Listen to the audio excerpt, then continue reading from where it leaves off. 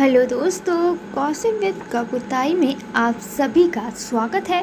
गप्पुताई फिर से हाजिर है अपने खबरों के पिटारे के साथ। आपको बताएगी आज गप्पुताई आपके फेवरेट सीरियल्स के बारे में कुछ ऐसी बातें जो कि अभी तक हो सकता है कि आप तक ना पहुंची हो। तो फटाफट से सवार हो जाइए मेरी रेलगाड़ी में, क्योंकि गप्पुताई की रेलगाड़ी में बहुत सारी खबरें छिपी हुई हैं। तो सबसे पहले बात करते हैं भाग्य लक्ष्मी की, जहां पर बहुत सारा बवाल मचा हुआ है। इस वक्त भाग्य लक्ष्मी में बहुत ड्रामा चल रहा है और ऐसे में जो पूरा सेट है वो फ़िलहाल कोर्ट रूम से शूट हो रहा है। आपको बताते चलें कि इस वक्त भाग्य लक्ष्मी के सभी किरदार कोर्ट रूम के अंदर मौजूद हैं और यहाँ पर बात चल रही है लक्ष्मी और ऋषि के एक साथ रहने की। जी हाँ, जज ने मलिष्का को बहुत बड़ा झटका दे दिया है।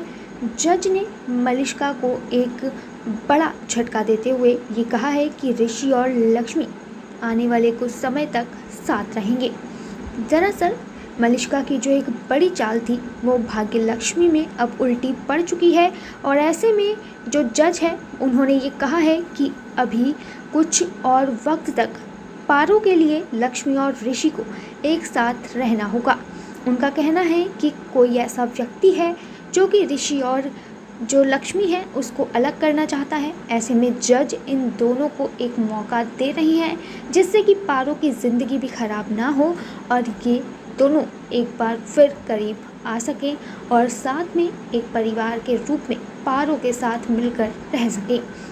हालांकि ये ऋषि और लक्ष्मी के लिए बहुत अच्छी बात है, लेकिन ये मलिष्का के लिए बहुत बड़ा झटका है, क्योंकि मलिष्का चाहती थी कि जल्द से जल्द कैसे भी ऋषि और लक्ष्मी अलग हो जाएं, लेकिन जज के इस ऐलान के बाद अब लगता है कि आने वाले वक्त में ऋषि और लक्ष्मी कहीं ना कहीं पारो की वजह से और करीब आ जाएंगे और दोनों के बीच नज़दीकियाँ बढ़ जाएंगी। फिर से मलिष्का को लगता है तिगड़म अपनाने पड़ेंगे ऋषि और लक्ष्मी को अलग अलग करने के।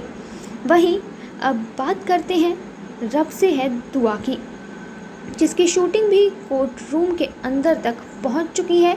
यहाँ पर अब जो शूट हो रहा है वो हो रहा है कोर्ट रूम के अंदर का। दरअसल अब जो शुभान है वो इबादत को कोर्ट रूम तक लेकर पहुंच चुके हैं। दरअसल शुभान ने इबादत से प्यार का नाटक किया। मन्नत के साथ मिलकर शुभान ने एक बड़ा खेल इबादत के खिलाफ खेला था। सिर्फ डिवोर्स के लिए शुभान ने एक बड़ी प्लानिंग की थी और इबादत को कोर्ट रूम के अंदर तक लाने के लिए उन्होंने मन्नत के साथ मिलकर एक बहुत बड़ा षड्यंत्र रचा था, जिसमें इबादत फंस चुकी हैं।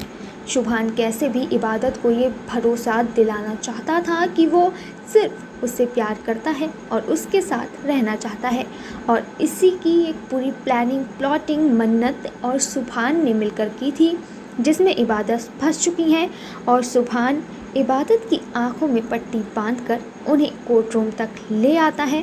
दरअसल शुभान इबादत से अभी तक सिर्फ प्यार का नाटक कर रहा था और अब जब वो कोर्ट रूम में पहुंचा है तो यहाँ पर वो इबादत से डिवोर्स के लिए लगातार मांग करेगा।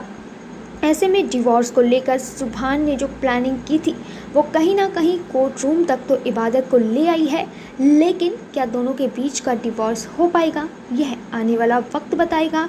पर यहाँ पर जो इबादत है वो अब अपना खुद केस लड़ेगी और किसी भी तरीके से ये पूरी कोशिश करेगी कि उसका डिवोर्स शुभान के साथ ना हो और मन्नत किसी भी तरीके से उन दोनों की ज़िंदगी से दूर हो जाए। वहीं हम बात करते हैं अपने अगली टीवी सीरियल की, जिसका नाम है अनुपमा। इस वक्त अनुपमा में अनुपमा और आद्या की मुलाकात हो चुकी है। दोनों एक दूसरे के सामने सामने आ चुके हैं, लेकिन आद्या ने अनुपमा का अपमान कर दिया है। आद्या ने अनुपमा को देखकर जब अनुपमा उससे गले लगती है तो उसे ज़ोरदार धक्का मार देती है। आद्या ने यहाँ पर अपनी माँ अनुपमा का अपमान इसलिए किया है क्योंकि उसे लगता है कि उसकी माँ उसके लिए सही नहीं है। वो अपनी माँ के लिए बहुत नेगेटिव सोच रखती है उसका मानना है कि उसके जो माँ है उसने उन्हें छोड़ दिया था और उसने बचपन से ही एक अनाथ के रूप में अपना जीवन जिया है। यही एक बड़ी वजह है कि अभी तक आद्या और अनुपमा के बीच के जो रिश्ते हैं वो काफ़ी कड़वाहट भरे रहे हैं और आद्या अनुपमा को अच्छा नहीं मानती है। हालांकि द्वारिका में अनुपमा जिस मकसद के साथ गई थी वो पूरा हो गया है। आद्या से उसकी मुलाकात हो चुकी है, पर द्वारिका में जो अनुपमा की मुराद पूरी हुई है उसको असल में पूरा होने में कितना वक्त लगेगा ये तो आने वाले वक्त में पता चलेगा, क्योंकि अनुपमा भले ही आद्या से मिल चुकी हो लेकिन अभी भी आद्या अनुपमा के साथ घर चलने को तैयार नहीं है और वो अनुपमा की कोई भी बात सुनने को भी तैयार नहीं है। ऐसे में अभी ये ड्रामा और ज़्यादा खिंचेगा और देखना होगा कि कब आद्या और अनुपमा एक साथ जुड़ जाएंगे और एक साथ घर पर सुखी से रहेंगे। वहीं हम बात करते हैं सुमन इंदौरी की, जहां पर सुमन का पहला करवा चौथ मनाया जा रहा है।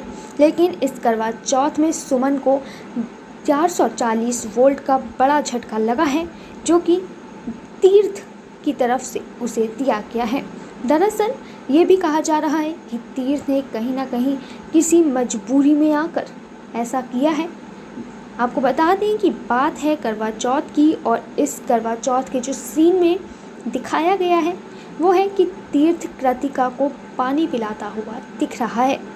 लगातार ये कहा जा रहा है कि तीर्थ जो है वो कृतिका के साथ करवा चौथ मनाएगा और ये पूरा जो सीन है वो देख लेती है सुमन और ऐसे में उसको झटका लगता है, वो उसका दिल टूट जाता है क्योंकि नई नई शादी है और सुमन ने सोचा था कि वो अपने पति तीर्थ के साथ करवा चौथ मनाएगी।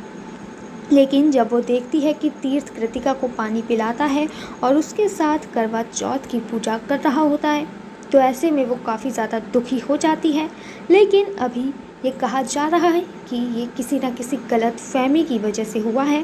कहीं ना कहीं जो तीर्थ है वो किसी मजबूरी की वजह से कृतिका के साथ करवा चौथ का व्रत खोल रहा है। वैसे इस सीरियल में अभी तो बहुत कुछ ट्विस्ट आने हैं, क्योंकि कृतिका अब लगता है कि तीर्थ और सुमन के बीच में मिसअंडरस्टैंडिंग पैदा करने में पूरी ताकत झोंक देगी। वहीं हम बात करते हैं गुम है किसी के प्यार में की, जहां पर सभी का पहला करवा चौथ मनाया जा रहा है। जी हाँ, करवा चौथ का मौका है और सभी सीरियल्स में करवा चौथ का त्यौहार मनाने में ध्यान दिया जा रहा है। ऐसे में अब सभी का पहला करवा चौथ है और यहाँ पर सभी के पहले करवा चौथ में उसे रजत से बहुत बड़ा एक पॉजिटिव पॉइंट या फिर ये कह सकते हैं कि एक सरप्राइज़ मिल सकता है। और वो सरप्राइज़ या गिफ्ट कुछ और नहीं बल्कि ये होगा कि रजत को पता चल जाएगा कि सभी की वजह से जो उसकी डील कैंसिल हुई थी उसके पीछे कहीं ना कहीं बहुत अच्छा कारण था। उसके पीछे जो सभी की सोच थी वो बिल्कुल सही थी, यानी कि सभी की वजह से जो रजत की डील कैंसिल हुई थी उसका रजत को कोई खास नुकसान नहीं होता, बल्कि वो एक घाटे की डील थी। अगर वो हो जाती तो इससे रजत को काफ़ी नुकसान हो जाता। ऐसे में रजत को ये बात पता चल जाती है और करवा चौथ के मौके पर वो इस बात को कन्फेस भी कर लेता है और सभी के साथ उसका करवा चौथ का व्रत की पूजा करता है। तो फिलहाल इन खबरों में बस इतना ही। फिर मिलेगी गप्पू ताई किन्हीं नई खबरों के साथ, तब तक देखते रहिए गॉसिप विद गप्पू ताई। तो फिलहाल गप्पू ताई चलती है, आप जुड़े रहिए गप्पू ताई के साथ। Bye bye.